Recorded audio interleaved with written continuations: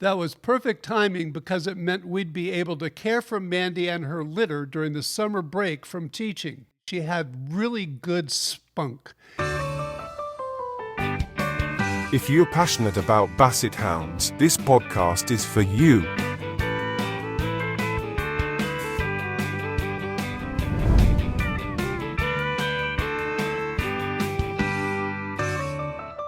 This is Woebegone,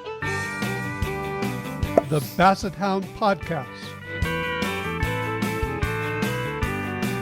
I'm your host, Don Bullock. Hi there, and welcome to Woebegone, the Basset Hound Podcast. I'm your host, Don Bullock. Today I have a little different story for you.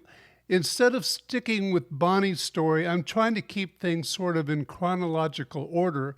And so I thought I'd talk about our first attempt at breeding, which was breeding Mandy. You may recall from previous episodes, Pam and I purchased Moose from Sue and Andy Shoemaker of Shoefly Bassets because we wanted to use him as a sire. We thought he'd be an excellent sire for a litter. He had great qualities that we really liked. And then from Heather, we bought Mandy. And Mandy really had some great features, especially her front and her angulation in the rear was really good. And most importantly, she had really good spunk. And that's something that you really want in a show dog especially, but I also like in Basset Hounds as well. So we're going to talk a little bit today about our first attempt at breeding. And when I say attempt, obviously it wasn't successful, and we'll tell you why later. But before I started all that, I thought I'd say something about why Pam and I decided to become breeders. I know some of you out there are interested in rescue, and that's real important to you, and you look at breeders and say, well, you're just messing things up. You're breeding dogs, and they end up in rescue. Well, I can assure you that none of the dogs that we ever bred ended up in rescue. In fact, in the last episode, I mentioned the lady that did a TikTok after going to a dog show, and she said, those dogs that I saw at the dog show never end up in my rescue. Those dogs are much different than the ones I see in rescue. And so that's the case. Those of us who breed to show and try to improve the breed, our dogs don't end up being in rescue. Dawn Smith, who's a really good friend and runs the Daphne Land Rescue Program out in Acton, California, and is really well known for her actions in rescue for Basset Hounds. She calls breeders like us guardians of the breed. And her point is that people like us try to preserve the breed. If it wasn't for breeders like us, we wouldn't have Basset Hounds like we have today. There just wouldn't exist. It's people like us that keep the breed going. And if it wasn't for people like us, again, Bassets would disappear as we know them today. So that's part of why Pam and I wanted to get into breeding. We really loved the breed. The other reason was we were showing, but our show dogs had to come from someone else. We had to depend on others to breed and make the breedings that we liked. And then once they did the breedings that we liked, we had to sort of cajole them into letting us have one of the puppies from the litter. They would always take what they wanted first, and we would get sort of what was left over. And Pam and I decided, if we really want to get into Basset Hounds and start helping to improve the breed and start showing really good Bassets, we need to breed. So that's part of why we got into breeding. And it wasn't to make money. Believe me, we did not make any money when we bred litters of puppies. The costs of producing the litter was far more than what we got back after selling a litter of puppies, even when we had, a fairly large litter. I remember one time Heather had a litter of 9. She still didn't make money when it all comes down to it. And if you figure in all the show costs and all the other costs that we have, that go along with showing dogs and having puppies, we'd never make money. That would be impossible to make money. That's not the objective. If someone's out there making a lot of money breeding dogs, they're not doing it the right way. They're just doing it as a business, and they're not really out there showing their dogs, and they're not trying to improve the breed. They're just trying to make money, and that's a different way of looking at it. Those people don't keep their dogs after they've stopped producing either. And those dogs do end up in rescue if they're fortunate. There are other ways that those breeders do get rid of their dogs, and those aren't too pleasant to think about. So you need to understand that breeders like us did not have dogs that ended up in rescue. And people who came to us, they wanted a well-bred Basset Hound. They weren't looking for rescue dogs per se. Now, some of them did have rescue dogs. In fact, I remember one couple especially who came to us. They had a rescue dog, and they'd had a purebred dog before. They'd had one from one of the top breeders here in Southern California. They really loved that dog. In fact, their email address still has that dog's name in it. And I remember one day I was sitting at the computer and looking at my email. Pam was on the phone in the other room talking to someone who was interested in one of our puppies, and she'd almost set up an appointment for her to come see our puppies. Well, just while Pam was on the phone in the other room, this email came in, and immediately I recognized the email address. It had the name of this dog, and I remembered this couple. They were wonderful people, and they had a specific dog with a specific name. I won't go into that. I try to protect people's privacies. I think that's really important, to protect the privacy of people that I know as best I can. So they had this dog, and the email address was the name of the dog. And as soon as I saw that email come in, I'm like, wow, I haven't heard from them in quite a while. And they, in their email, the wife said, "We're interested in getting a puppy from you. We understand you have this litter, and we'd like the possibility of getting one of the puppies from this litter." I remember when Pam came out of the bedroom after she was talking to this other person on the phone, I said, "Forget that. We had the perfect home for one of our puppies, and that's where the puppy's going to go." They love him. He's done real well, but they did have a rescue, and he got along very well with their rescue Basset. The rescue Basset wasn't too bad. It didn't have too many faults. It was a pretty nice dog, but they loved having the chance to have a real good purebred Basset again. So you need to understand that when you're talking about rescue, the Bassets from breeders like us do not really affect rescue that much. They don't really affect what goes on with rescue. And like I said, Dawn Smith really supports people like us. In fact, she helped us out on many occasions. There were some occasions where I needed to know information, and one of my best sources was Dawn Smith. She always was very supportive of us and our breeding program, and of course, we've been supportive of her. We support one of her dog runs every month. One of the first checks Pam makes is to Daphneland to sponsor one of the dog runs that they have at Daphneland. And we, of course, supported them with other funds and other ways over the years. You need to understand that we don't affect rescue, but we do support rescue, people like us who breed. So anyway, that's sort of information about why Pam and I became breeders and why we think it's important for you to know, especially if you're one of those people that's in rescue and you sort of look at breeders like, oh, well, they're causing the problem. Not people like us. There are people out there that are causing the problem, but they're not good, reputable, responsible breeders that are out there showing their dogs.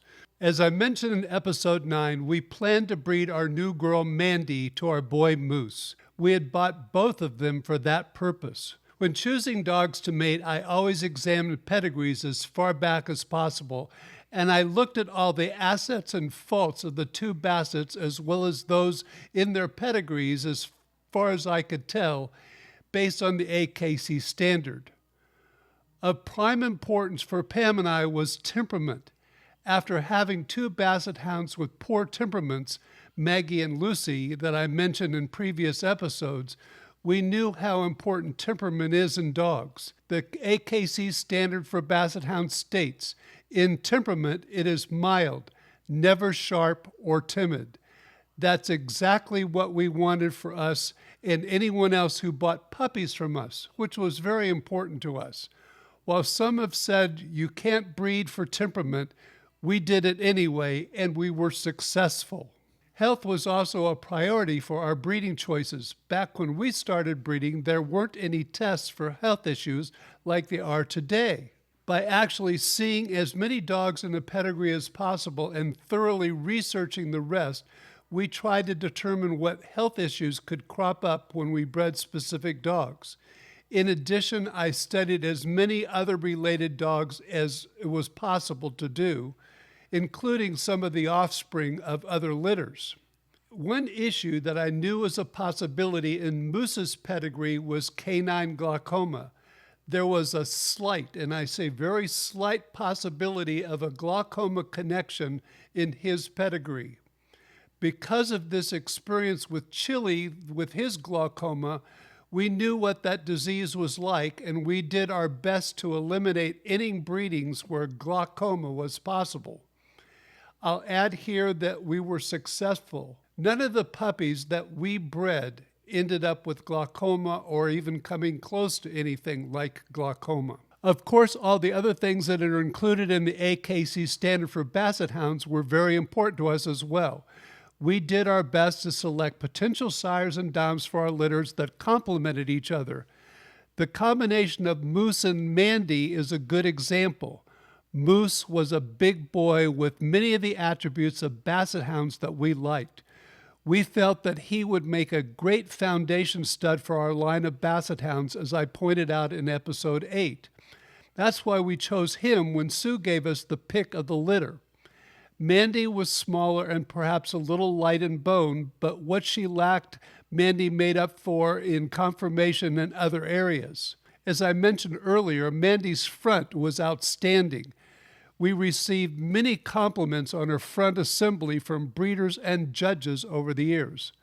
Outstanding fronts like hers are hard to get. That front combined with her good rear angulation gave Mandy some of that great movement that we saw in her Uncle Peanut.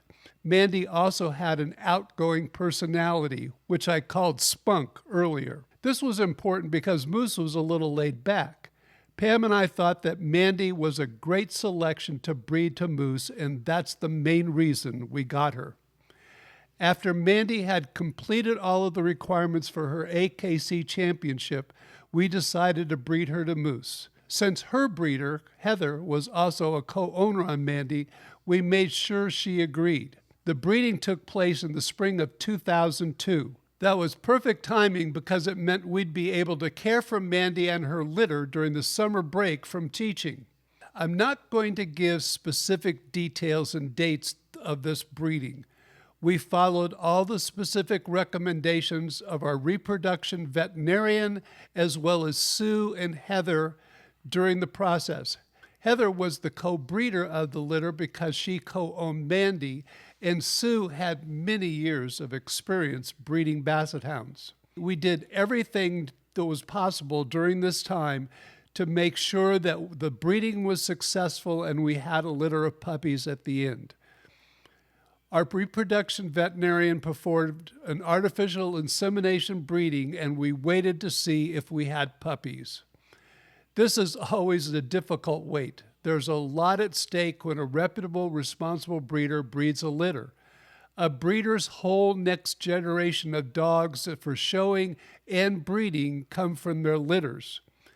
We took Mandy into our veterinarian's office for an ultrasound when everyone agreed it was time to do that. It would tell us if the breeding took. Fortunately, we could see little embryos, which meant that the breeding took. Things with Mandy's breeding looked like they were going well. We made sure that Mandy received plenty of the right foods and checked with our reproduction veterinarian as she directed. We also kept in touch with Heather and Sue on a daily basis. According to all the experts, all was well. As time to have the litter approached, we had an x-ray done of the litter. This is a common practice. It told us approximately how many puppies to expect, and our reproduction veterinarian was able to give us some idea as to when to expect the litter to be born. We think it was at this point where things started to go wrong. I've left this part of the story in because it's an important part of our experience and it may help others as well. I have, however, left out some of the details that may cause some of you to get upset. I need to say here that this breeding was done prior to the use of reverse progesterone testing that was used to tell when puppies are ready to be whelped or safe to perform a C-section.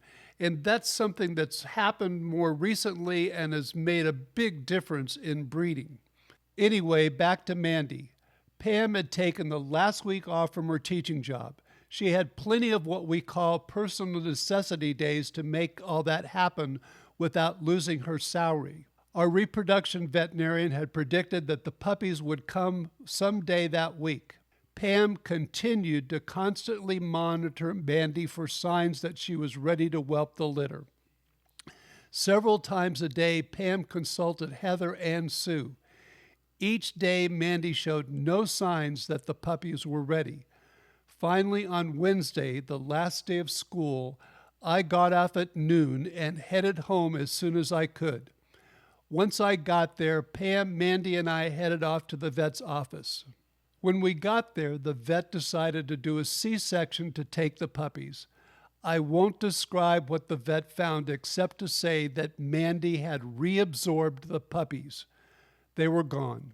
Pam and I were devastated. We had planned out our whole summer break from teaching to take care of a litter of puppies.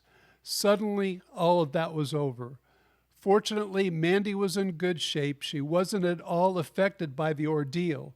It took a while for us to recover from the loss, and Pam and I were determined, though, to repeat the breeding, if possible, the following year. Let me add here that our reproduction specialist veterinarian was and still is considered one of the best in the country. She was highly experienced in her specialty. Heather and especially Sue had a lot of experience with having Basset Hound puppies. We were getting the best advice possible for that time on what we should be doing. None of them thought we did anything wrong. Things went wrong that none of them could foresee. I also add here that at this time it was not totally unusual. We had been warned by Sue and others, including Don Smith, of the possibility of losing a litter. Now, I know there's someone out there who has a dozen different suggestions as to what we should have done. Please don't waste your time. As I've already stated, we did everything we possibly could have done to avoid this tragedy based on the information we had at the time. It just wasn't meant to be. The next spring, we decided to repeat the breeding of Moose and Mandy. But due to a new ruling by AKC that a breeding with two sires was now acceptable, and I'll explain all that part later, we decided to add in some sperm from Buddy as well. Obviously, repeating the same breeding made us even more conscious of what we needed to do and to keep in touch with everyone, and all of that was extremely important to do. We also discovered what possibly went wrong with the first breeding. But all of that will have to wait for a future podcast episode. As I mentioned earlier in this episode, Pam and I are very supportive of Basset Hound rescue efforts in our area. It's extremely rare for well-bred Basset Hounds to end up in rescue. Most breeders who show like we do have clauses in our contracts or buyer's agreements that dogs must be returned to us if the owner can't take care of them for some reason. We've never experienced this in our situation, though we've had that agreement with everyone who got a puppy from us. Perhaps one exception happened when our co-breeder Heather passed away unexpectedly at the age of 39. Basset Hound rescue workers did help us find homes for her dogs, but that's a story for another time. I do know some breeders who have had dogs returned to them because the people could no longer care for them for one reason or another. When a dog was returned to these breeders, they quickly looked for a new home themselves, or in some cases, they kept the dog to live out its life at their home. Many times they reached out to other breeders for help. We ended up helping quite a few breeders find new homes for their dogs. That's part of what we do. These dogs never ended up in a shelter or rescue group's facility unless the rescue group volunteered to get involved. Sometimes rescue groups are excited to be able to place a well-bred Basset Hound if the breeder accepts their help. The decision is always up to the breeder when the dog is returned to them, not the rescue organization. I have to admit, however, that there are some cases where dog owners don't honor these contracts, and some dogs from reputable, responsible breeders have ended up in rescue. Reputable, responsible breeders, no matter how hard they try, can't always find people who will honor their contracts. Believe me, it's not from lack of trying. I remember some rare occasions when Don Smith sent out an email to all the Southern California breeders, and it included a photo of a Basset that ended up in her rescue facility or one of the rescue facilities that she works with. She could easily tell when a Basset was well-bred and possibly came from one of us. We'd all immediately tell her where we thought the dog came from. Yes, in most cases, most of us could look at a photo of a well-bred Basset Hound and tell which of the breeders in Southern California it came from. Often we could narrow it down to a specific breeder. We've seen enough of each other's dogs at dog shows in the dog ring and outside of the dog rings to be able to identify each other's dogs. In most cases, the breeder claimed the dog immediately and took the dog in question home. In one particular case, I can remember when that didn't happen. One of our breeders had sold a dog to a person that lived in Northern California. Several years later, we all got a picture of that dog in emails from Dawn. The photo came from a Basset Hound rescue organization in Northern California, and Dawn immediately recognized that it was a well-bred Basset Hound. The director of that Basset Hound group sent the picture to Dawn because she wanted Dawn to tell her what kind of dog it was. She told Dawn that it was sort of resembled a Basset Hound, and the shelter it came from said it was a Basset Hound, and she just wasn't sure. Even Dawn found it interesting that this person who'd been involved in rescuing Bassets for many years couldn't recognize a well-bred Basset Hound. This relates back to that TikTok that I mentioned in episode 12, where the lady just said, "These dogs don't look like the ones I get in rescue." That alone should tell you something about what kind of dogs usually end up needing to be rescued. Most of them are certainly not well-bred. They come from breeders who display no responsibility for the dogs they breed, nor the AKC Standard for Basset Hounds. Most of us could easily tell which breeder the Basset was from, and that breeder immediately got involved. The dog was indeed one of her boys. When the director of the Northern California Rescue Group learned that the dog was indeed a Basset Hound, she immediately asked the breeder if she could keep him. She thought he was beautiful and totally unlike any Basset she had ever seen in her many years of rescuing Basset Hounds. The breeder consented, and suddenly the Basset Hound had a wonderful home, making one of the Basset Hound rescuers very happy. The reason this particular dog ended up in the rescue organization was because the owner gave him to a relative, which was against the contract she had signed. That relative, in turn, gave him to a friend, and that friend gave him up to a local shelter, who in turn contacted the Basset Hound Rescue Group. Again, all of this was in violation of the contract the dog's original owner had signed.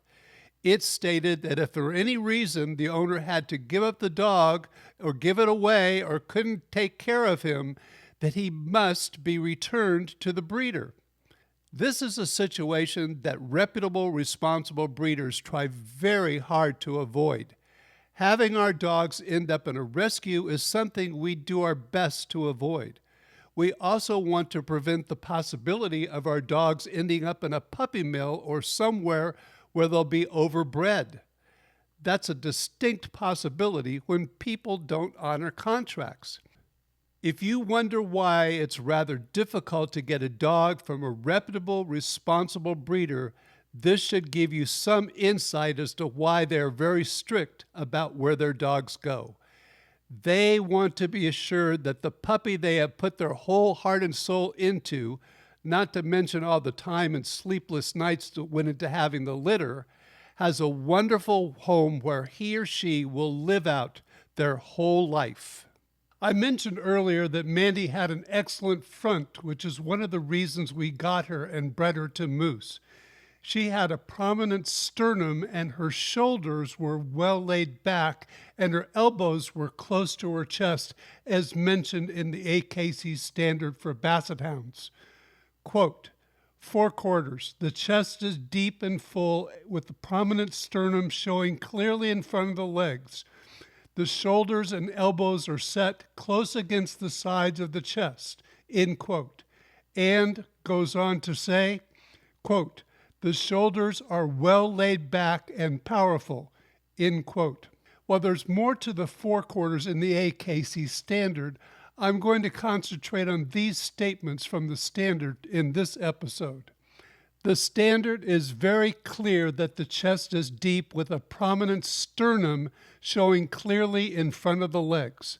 The sternum is the portion of the breastbone running between the forelegs and extending backward to the line of the abdomen. The collarbone and ribs attach to it. On a Basset Hound, it protrudes significantly out beyond the front legs and can easily be seen from front and sides.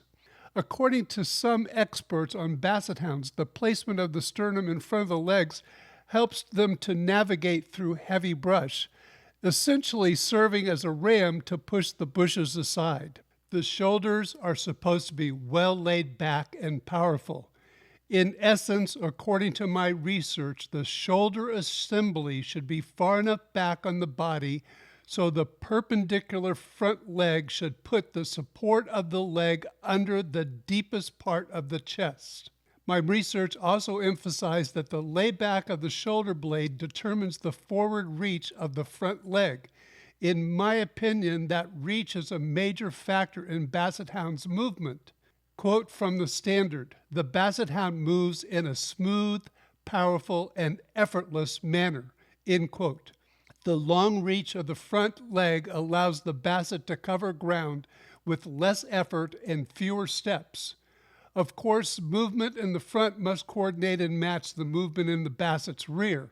I'll mention more about the rears in future episodes. But going back to the description, steepness of the front, according to the Standard, is a serious fault because it's the opposite of well laid back. The Standard makes it clear that the elbows are close to the sides of the chest.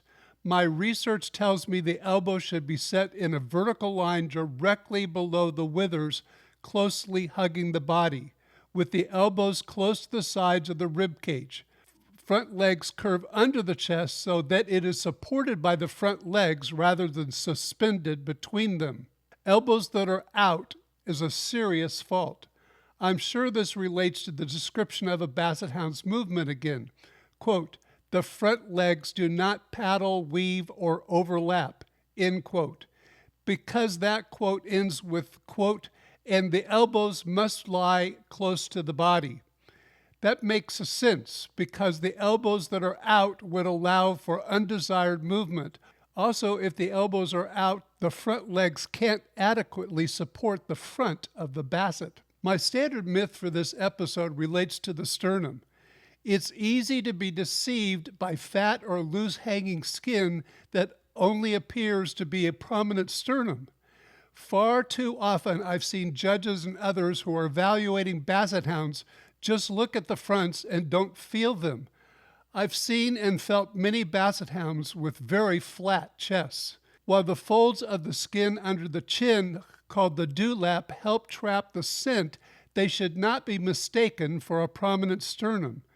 To truly evaluate a Basset Hound, the sternum bone must be felt.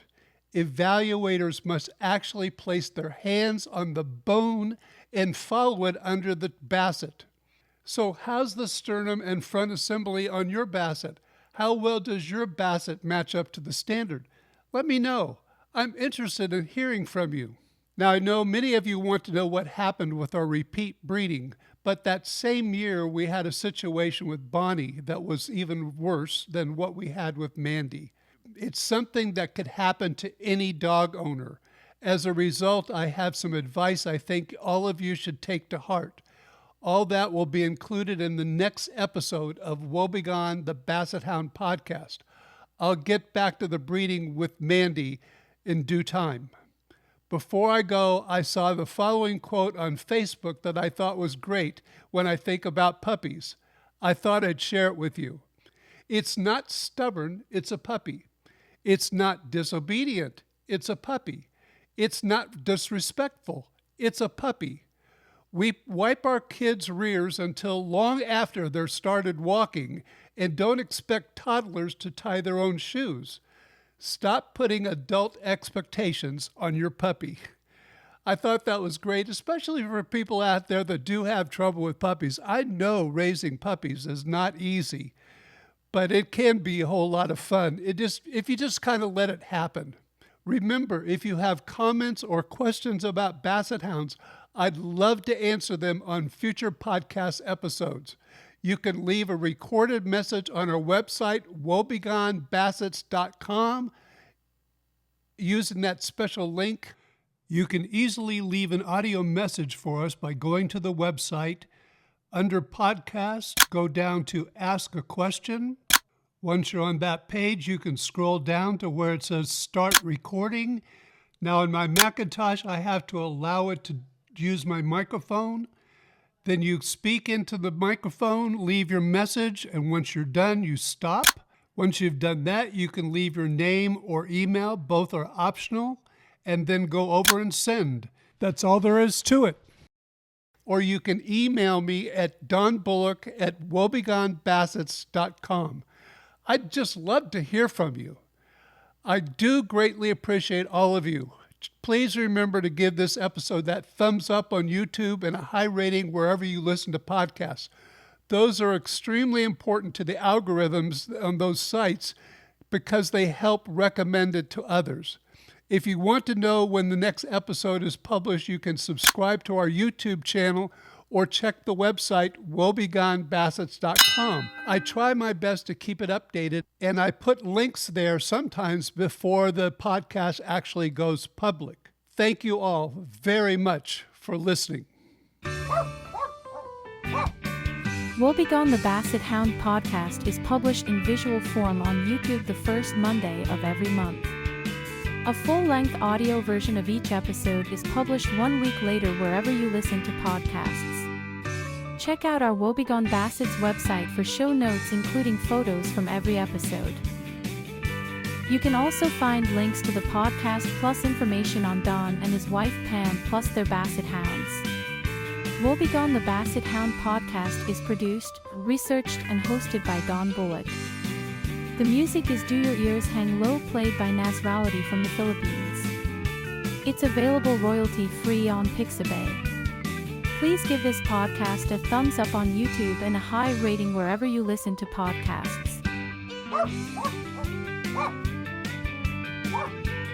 Until next time, this is Don. Thank you very much for listening.